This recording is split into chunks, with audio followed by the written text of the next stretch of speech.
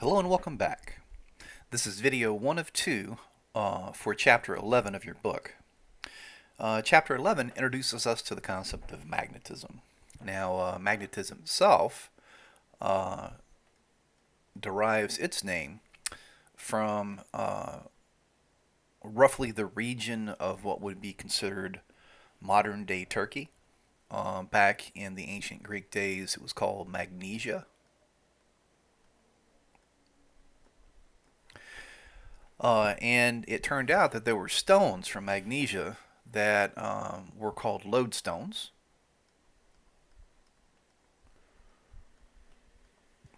that would, under some circumstances, attract metal.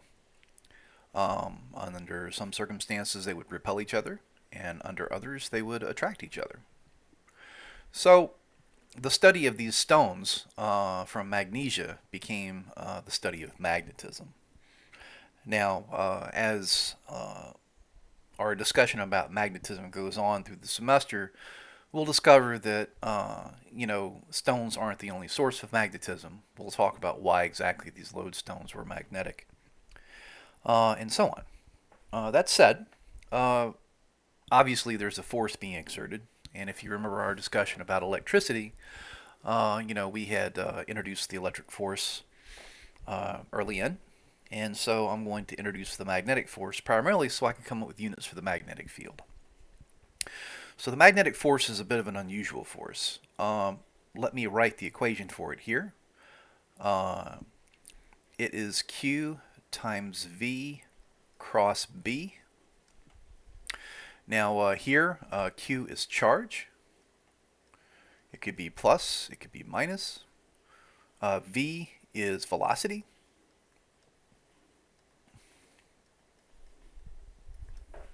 And B is the magnetic field.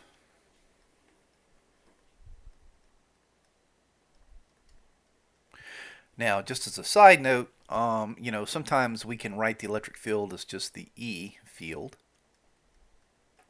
And we also write the magnetic field as the B field. That's sort of understood as to what they are. Now, the first thing I'd like to point out about this force is that if your charge is not moving with respect to the magnetic field, your charge doesn't experience a force. Now, that's really weird. And we're going to discuss sort of the reason why that is later on.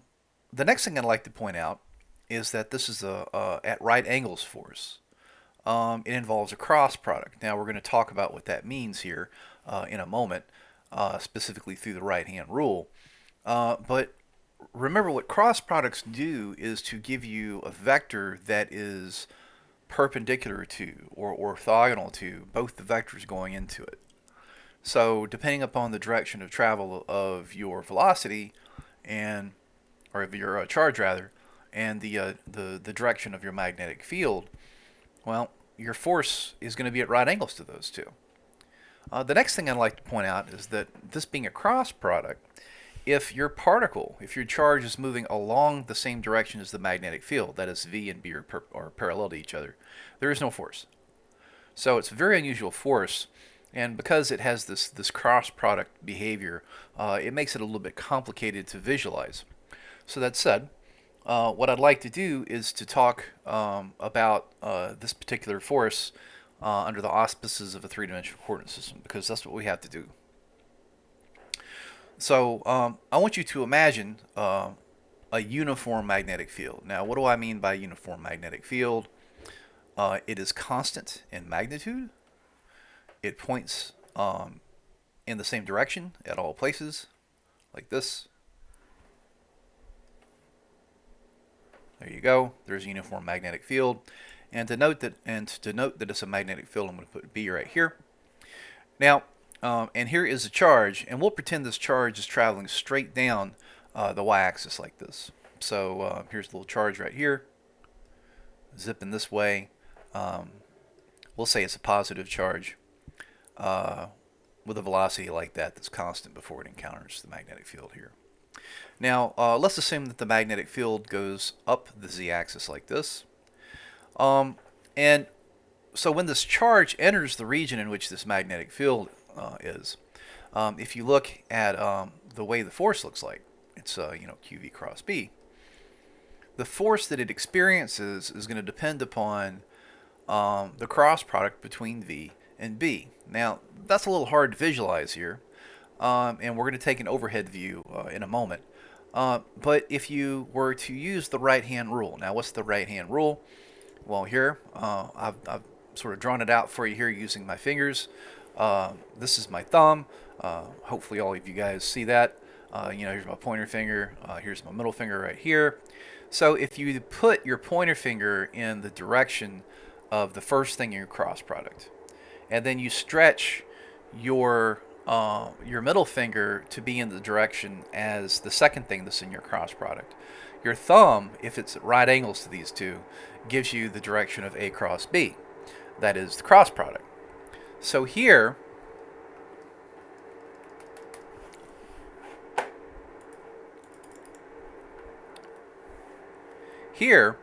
if you were to think about this as being the direction of, since this is the first thing, as this as being the direction of your pointer finger, and this right here being the direction of your middle finger right here, the thumb here would be pointing basically straight down the x-axis like that. So V cross B would go straight down x, assuming my charge is positive. So what that does is when the charge enters this region right here, it exerts a force on it this way, which causes it to want to rotate through the XY plane like this. Okay. Now, if I were to think of this from an overhead standpoint, so let's look at this, from a top-down thing. So here is my y-axis. Here's my x-axis. So let me just sort of write that out. Here's y. Here's x. Now, for those of you that haven't seen cross products in a while, the way you represent cross products when you're looking sort of at a two-dimensional surface is flat like this. If you're not using a coordinate system that's drawn like this, is either in or out of the page. That's your direction that's perpendicular to both y and z. Now, if you think of a vector as being an arrow that has tail feathers, we'll say, and a head, then if the arrow were coming straight at you, what you would see would be the tip of the arrow right there. Now, if the arrow was traveling away from you, then what you would see would be the cross feathers. So one way we can denote vectors coming in and out of the page is either by looking at them with a tip, that's them coming towards us, and then or looking at them with the cross, which would be them moving away from us. And as you can see here, we've chosen our magnetic field to be straight up the z-axis. The rule here is is x cross y is equal to z. If you use the same right-hand rule that I was talking about right here, and you use x cross y is equal to z, then what you'll discover is that straight out of the page right here towards you would be the z-axis right here. So here, our magnetic field sits uniform in space like this. So here's our magnetic field right here.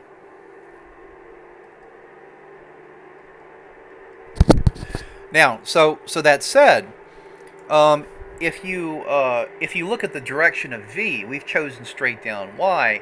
So here, since it's in the positive Y direction, you could think of your charge as moving this way, like that. So this is the direction of V. Here's our charge, Q. Like I said, it's positive. And so when it enters this region where the magnetic field is here, then looking at QV cross B, again gives you a direction initially that's straight in the x direction. Okay? So what happens is this. It enters the region, it gets here, and it immediately feels a force this way. And that force, well, actually I take that back, sorry about that, it's straight down the x direction like that. Because it's V cross B. So what happens is your particle, when it gets here, starts to drift this way. And as it drifts this way, it continues to feel this cross force like this, which brings it out like that. So it actually forms a semicircle as it goes in like that. Okay?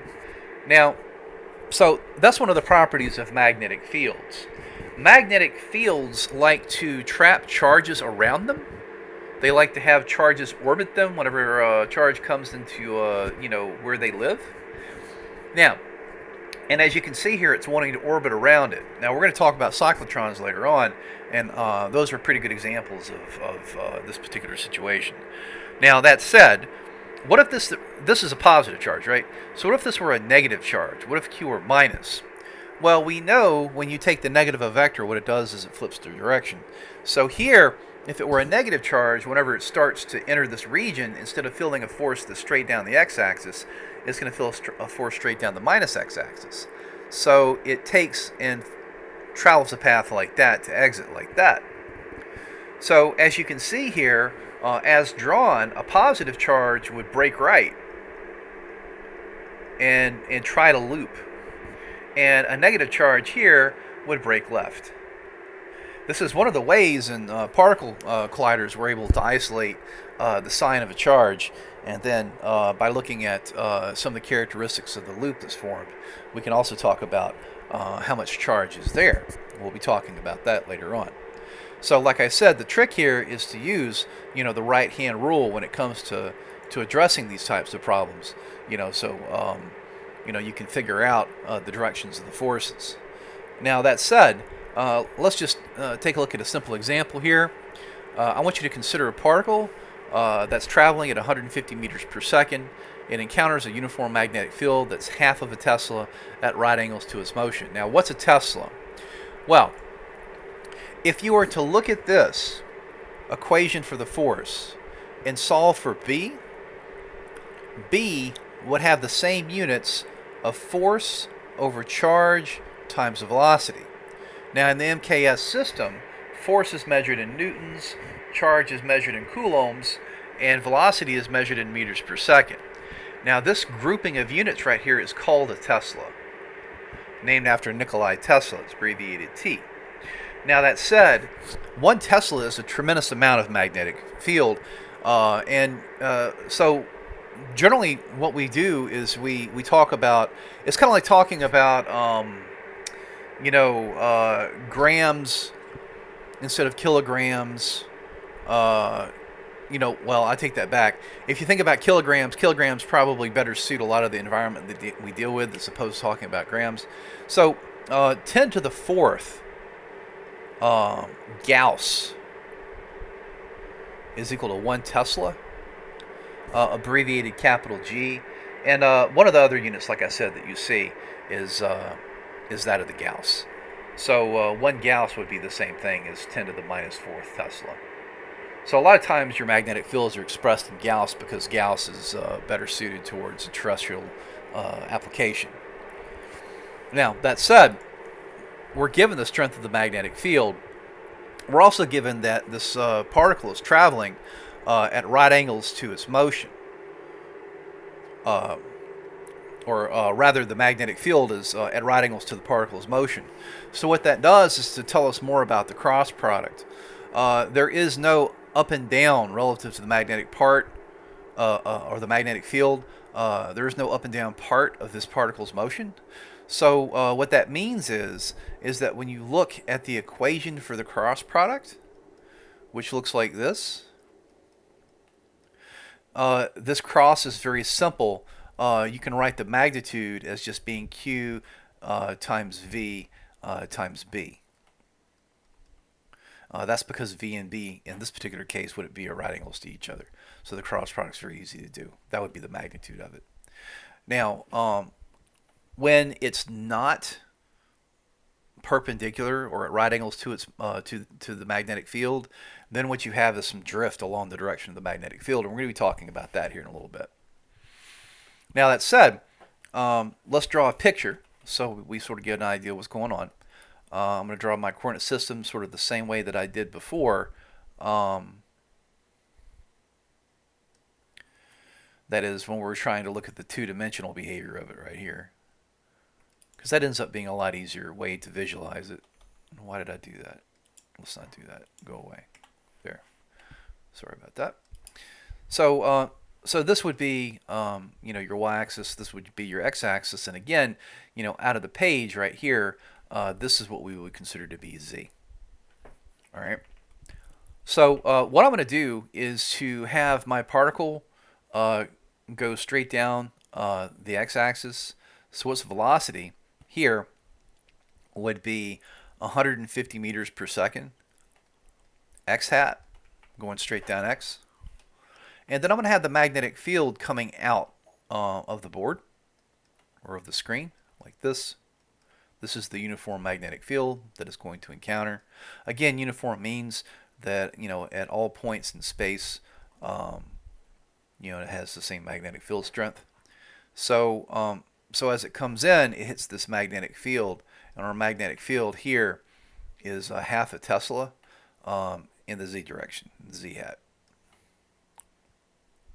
Okay, so the question here is that if this particle is an electron, find the force and draw its path within the magnetic field. And if it's a proton, find the force and draw its path as well. Now we know different charges give you different paths. The question is does this break up or break down whenever it's an electron? And does it break up or break down whenever it's a proton? So here's what we've been given. Based off of my picture, 150 meters per second x hat. The magnetic field here is half a Tesla, z hat. Okay.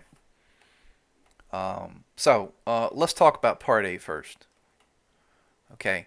So what I'm going to do is to show you a trick that I learned a long time ago when it comes to dealing with unit vectors that sometimes makes your life a little bit easier when you're trying to figure out cross products.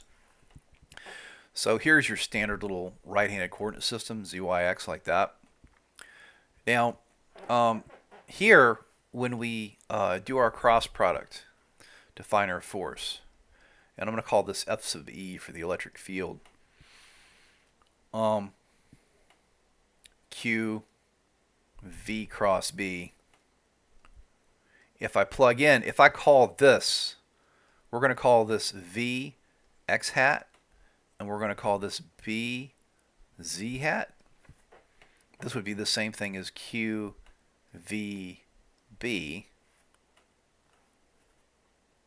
V cross B, X hat cross Z hat. Now, so if I look at my little coordinate system right here that I drew, and I use the right hand rule, if I put my fingers in the direction of X and I close them towards Z, or if I put my pointer finger down the X direction and my middle finger pointing up the Z axis, my thumb has me going down the minus Y direction.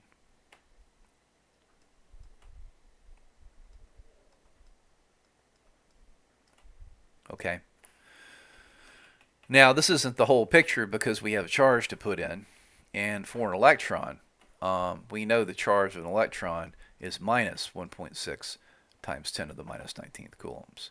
Now that said, the charge of a proton is the same, it just has different polarity, 1.6 times 10 to the minus 19th coulombs as well.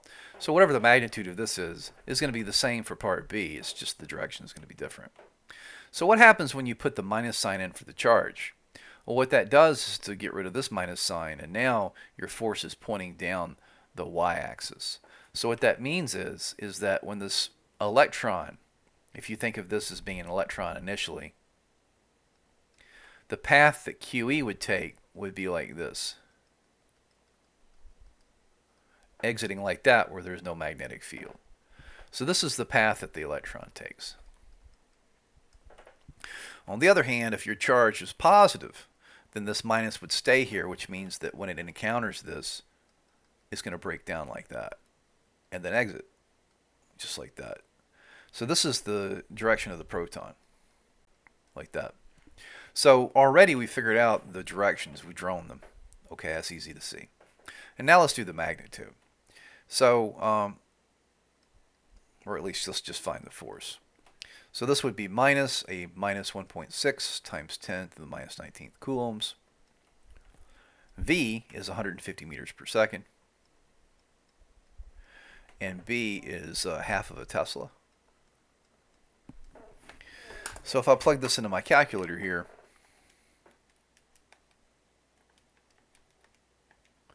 (150 times half), I get 1.2 times 10 to the minus 17th newtons.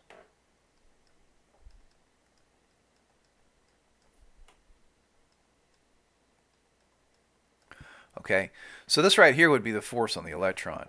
For part B, the only difference between this calculation and this is you're missing the minus sign because now you're dealing with a proton, which means that the force on the proton is going to be the same. It's just going to have a minus sign out in front. Now I want to be very clear.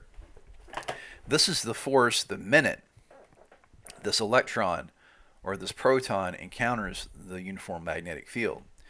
Now what happens is as the force pushes it this way, its velocity changes like that, and you get this half circular path that takes it out.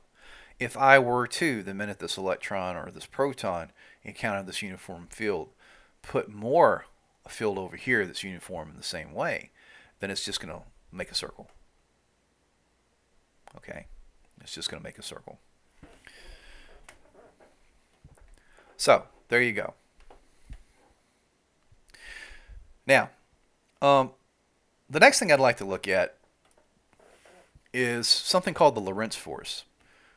Now we have two forces that deal explicitly with the electric field. We have the electrostatic force,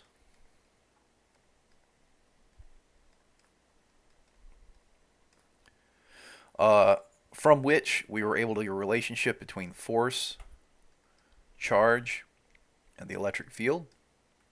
And now we have a magnetic force, which is related to charge, velocity, and the magnetic field. Okay? Now, in many cases, you don't just have magnetic field sitting around or just electric field sitting around. You have a combination of the two. So if you put these together,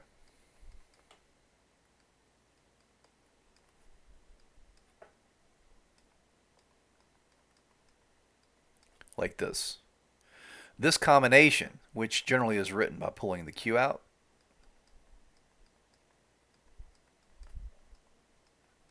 is called the Lorentz force. Okay. Now, it's used in many cases as what's called a velocity selector for charged particles. Velocity selector. Now, what do I mean?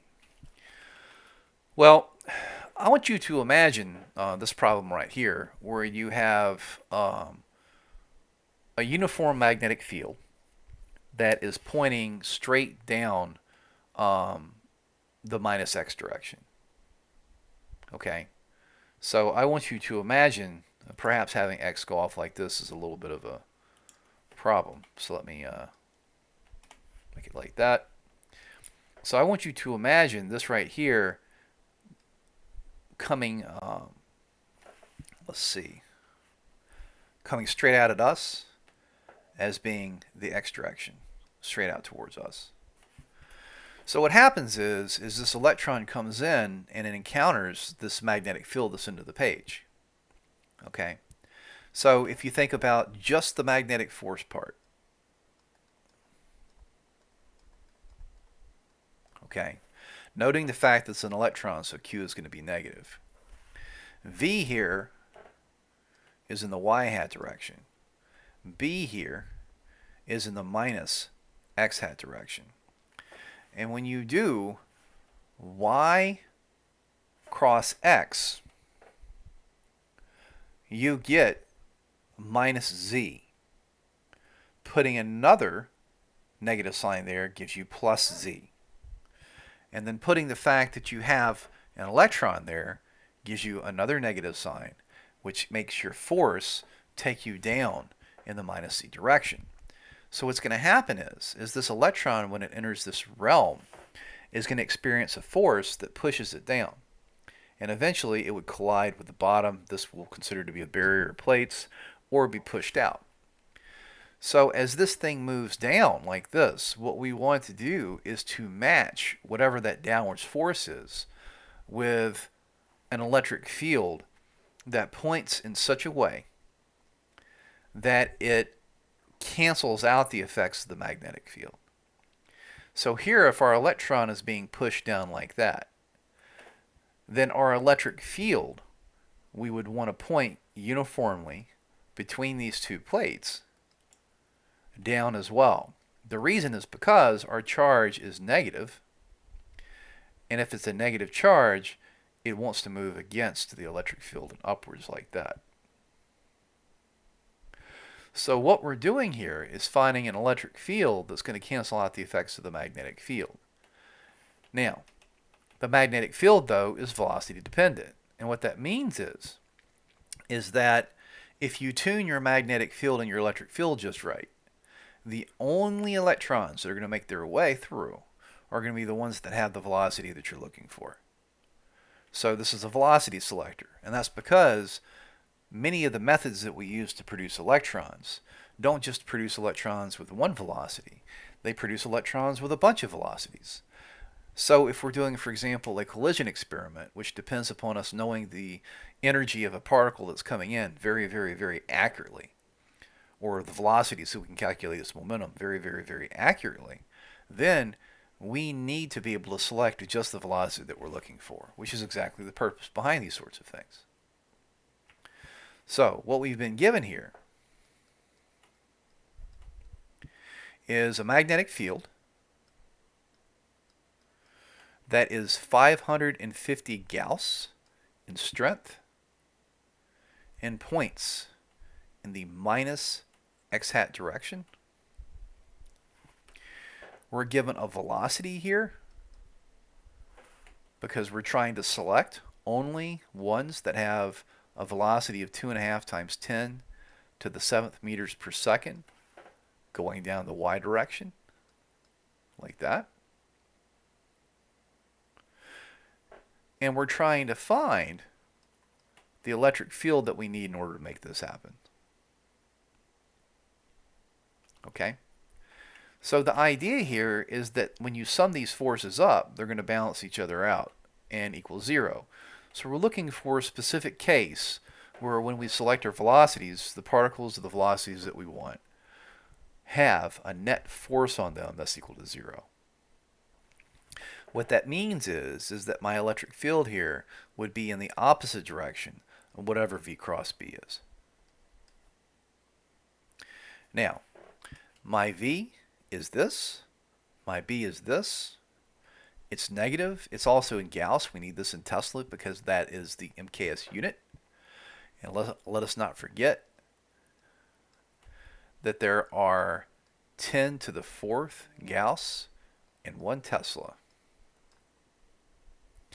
So, when you solve for this, our V is 2.5 times 10 to the 7th meters per second in the y hat direction. We're crossing that with a B that is minus 550 times 10 to the 4th, 10 to the minus 4th rather, there, 10 to the minus 4th Tesla in the x hat direction. Now, the negative sign here and the negative sign here cancel each other out. We have a y cross x. So,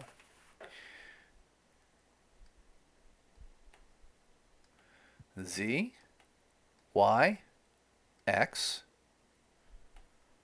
pointer finger down the y direction, middle finger down the x direction. Your cross product is in this direction. So y cross x is minus z hat. That's going to put us overall negative out in front. Let's do the math on this.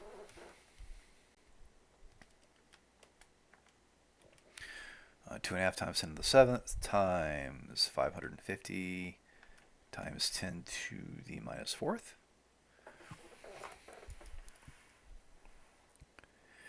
I get about 1.4 times 10 to the, let's see, 3, 6, 10 to the 6 volts per meter, or newtons per coulomb. All right.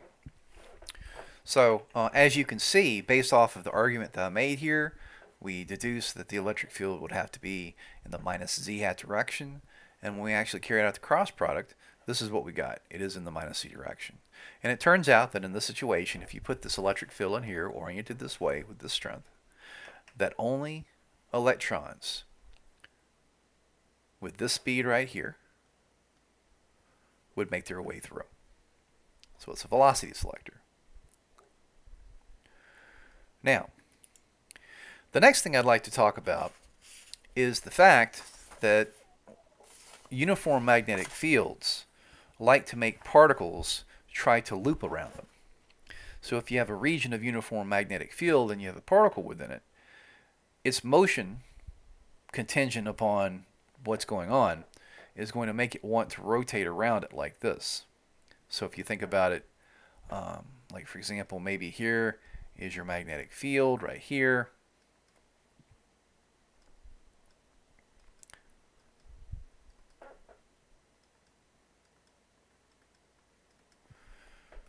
You know, this would be basically the way that your motion would look.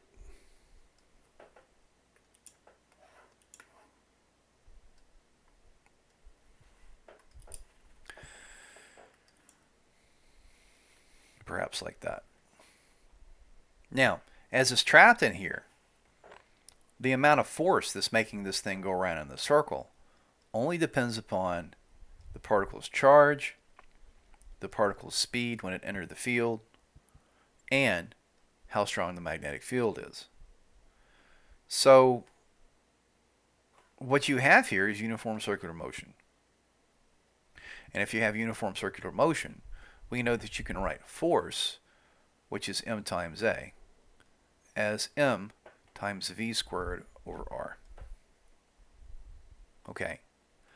Now, so what this does is to allow us to find the radius of this thing's orbit based upon how quickly this thing is moving, the strength of the magnetic field, and the charge of the particle. All you have to do is to solve for it. And as you can see, you're going to lose one factor of v, and if you solve for r, you get mv over qb. Now, typically what we do is we put an absolute value around the q to note the fact that radii are always positive things. If this thing breaks right to go or breaks left to go based off of its sign, the radius is not going to be positive or negative. Radii are always positive. Now, this right here would be the radius of curvature right here, the radius of the circle that it would, would take as it goes around. Now, not only that, we can talk about how frequently this thing would go around in circles. Frequency. And, there are a couple ways to get to that. If you go back and you remember uniform circular motion or just circular motion in general, we know that, here the v is going to be the tangential velocity. And the a here would be the inwards, or the, the central acceleration, if you will, if you want to think of it like that. So what that means is that you can relate these things. So, v for tangential motion is just r times omega. The acceleration a for uniform circular motion like this is just, r times omega squared. As long as it's uniform circular, which if you have a uniform magnetic field, that's what you have. So if I were to, take a look at this relationship right here,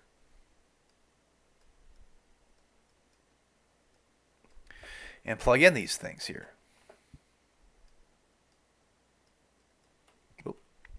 There's a B there.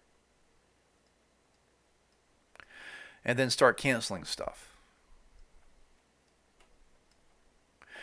What I have here is a relationship between the charge, the magnetic field, the mass of the particle, and the particle's angular velocity. But uniform circular motion means that this thing goes around in a periodic manner. Or what that means is it goes around through, or it sweeps through 2 pi radians in one period. Okay? So I can relate this to the time it takes for this thing to go around once. Not only that, frequency is 1 over the period. So this is the same thing as 2 pi m times the frequency. Okay, so if I want to know the frequency, that is how frequently this thing goes around over time, I can just solve for it. That's going to be QB over 2 pi m. Now this has a formal name. It's called a cyclotron frequency.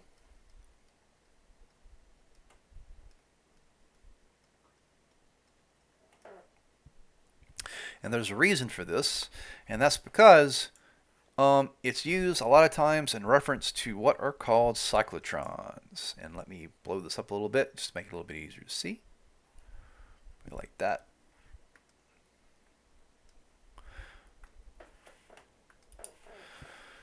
So a cyclotron is a type of particle accelerator.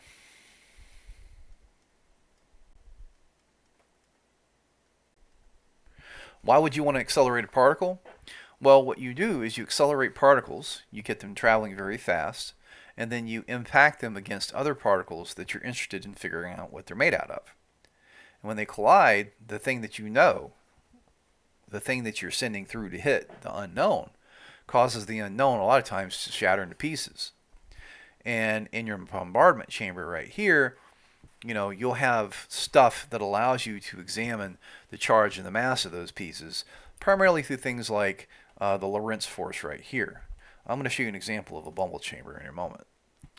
Now, that said, the way this works is you have a magnet that creates a magnetic field that is uniform, just like this. And you send your particle in. Let's see, where would we be sending it in? This is our exit. Where's our entrance? Oh, I see what they did. They popped the particle in right here. Now there is an electric field that points here between these two separated pieces right here. And this electric field oscillates back and forth with the same frequency that this thing moves at. Now, what do I mean? Well, you drop your particle in here. We'll pretend that it's a positive particle. And let's pretend that initially your electric field, maybe points this way. So it starts to move this way, but it encounters the magnetic field that's here. So that makes it want to circle. So it gets into this region over here, and it's pushed out. Now, if it were pushed out and there were nothing here, no electric field there, then what would happen is you would have behavior like this. It breaks one way, it breaks the other way, and it exits. But that's not what we want. What we want is to accelerate this thing when it's pushed out, so it moves faster, into the same magnetic field over here. Now it loops, it breaks out, and it's accelerated by an alternating electric field. Now the electric field points in just the right way to move it this way. It goes faster. Now it's changed. It oscillates to push it this way, oscillates to push it this way, oscillates to push it this way. And each time it crosses this little central boundary, the electric field accelerates it a little bit more. And eventually what you have is a charged particle that exits at a substantial percentage of the speed of light. It hits your particle that you're interested in, and it causes it to shatter. Now, so between these plates, is where you would have the Lorentz force in full effect, because you have an electric field that sits between the plates, and you also have a magnetic field as well, allowing this thing to maintain its circular motion. Okay.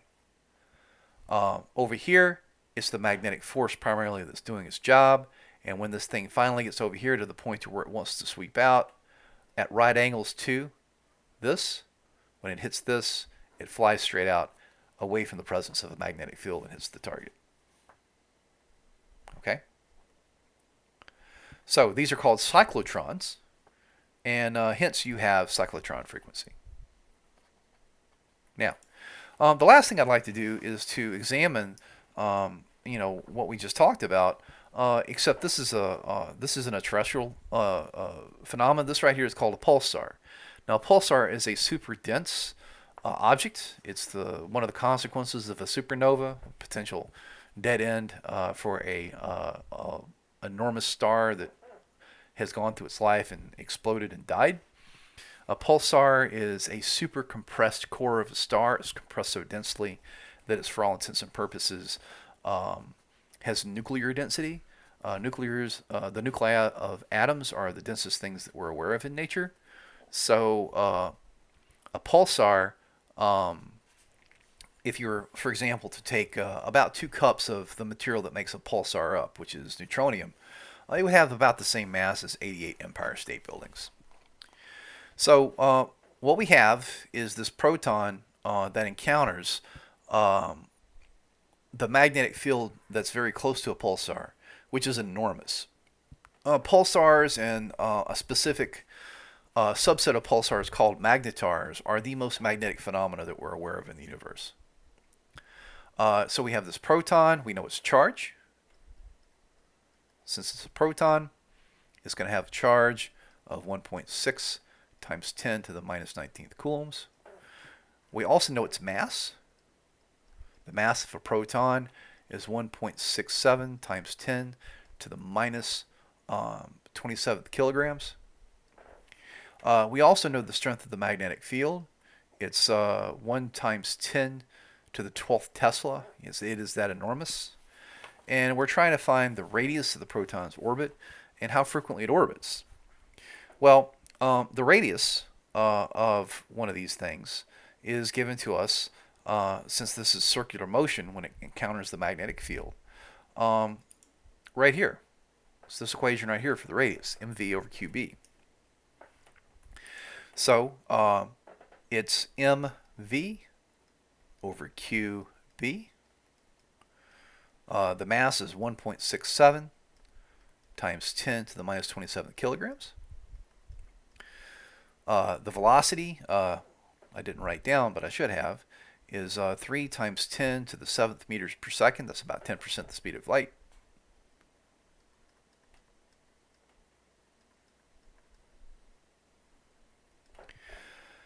Q is our charge.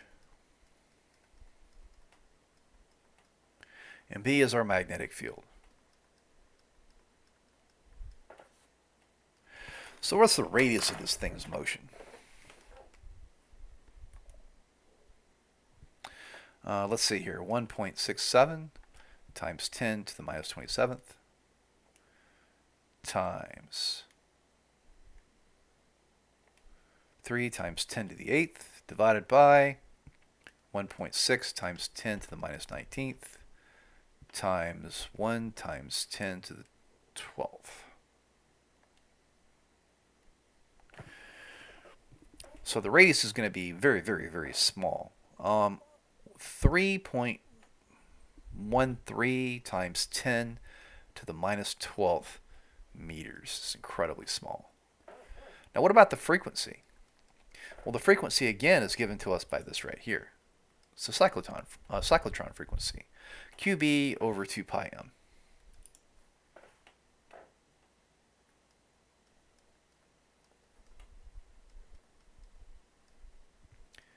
Again,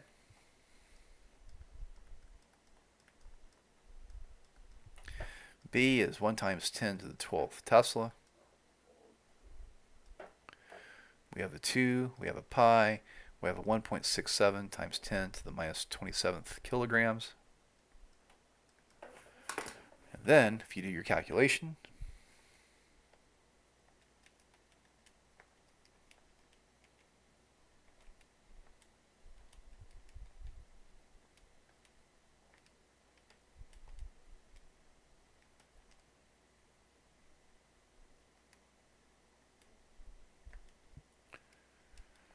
you get 1.52 times 10 to the 19th hertz. What that means is that this proton would orbit about this many times a second. That's incredibly fast. Now, let's see here. One thing we'll mention later on, we're not going to do the physics for it, is typically reserved to a full course in what's called electricity and magnetism, is that when a charge accelerates, like when it orbits, it radiates energy away. And the energy that you're going to see radiated here is going to be related to the frequency of the orbit itself. And close to pulsars, the frequency that you see is that of X-rays. As an example, let me show you this.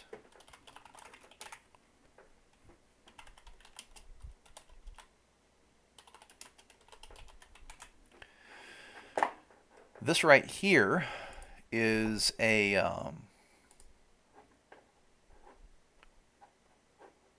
image of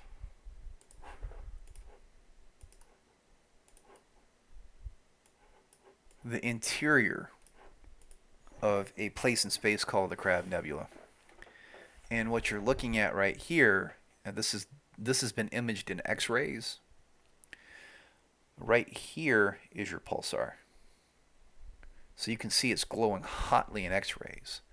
As it rotates, its magnetic field rotates with it, and it picks up and captures charged particles.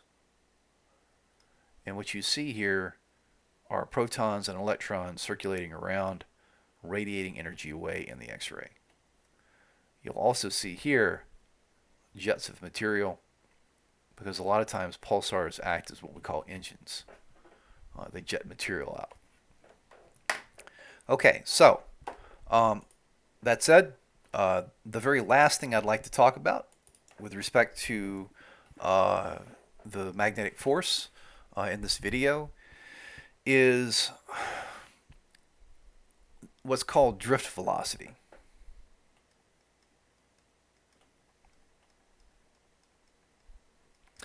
Now, I don't want you to confuse this drift velocity with the drift velocity that you saw in our discussion about current. If you were to think of a particle that comes in and hits a magnetic field, we'll say that's oriented, we'll say it's oriented like this. So this is going to be the direction of our magnetic field up. Why don't I actually just go ahead and let it live up straight up the z-axis so we can see it a bit easier. So now let's pretend that our particle is traveling within the xy plane, but it has a small part of this velocity that is along z. So if you were to, and I want to fix this real quick, it's got rotation snapping on, it's causing problems. If you were to think about this, you would have a part of your velocity that lies parallel to b, and then a part that lies, rather perpendicular to b, and then you have a part that lies parallel. So this would be our velocity. This would be v perpendicular, and this would be v parallel. Okay? So here, v perpendicular, the perpendicular part of this, which if you do the math, you know, with respect to angles, v and b, this is v, this is b, this would be your angle right here technically. This part right here, this would be the sine part. Okay? That.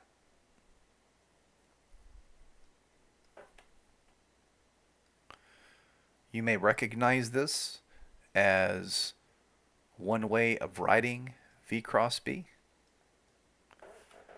It takes the perpendicular part. So what you have here is the perpendicular part that causes rotation like this, and the parallel part is along the field. Along the field would be the part that is in the same direction as B, and when you do cross products, the cross product of two vectors that are parallel to each other gives you 0, which means that there's no force along Z. So what happens is as this particle that has a little bit of the Z part hits this magnetic field, it rotates like this, but it also drifts up the Z-axis based off of its motion initially. And this velocity that it drifts at, we would call V sub d, or drift. Or you could call it, V parallel.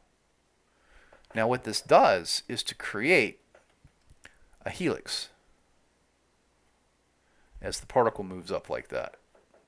Okay, so it creates helical motion. Now, because of this, many times when you're dealing with a magnetic field and particles trapped in it like this, instead of dealing with your standard Cartesian coordinates x, y, and z, you deal with what are called cylindrical coordinates. You have basically circular polar coordinates in the x, y plane, and then a z direction along z, and that's how we would typically talk about this. All right, so that's it for this particular video. In the next video, we're going to talk about how magnetic fields affect wires that have current moving through them. Because current, after all, is moving charge. It has a velocity, and charge is in the presence of magnetic fields as long as the magnetic field is in parallel to the direction of motion. Experience a force, which means wires experience forces.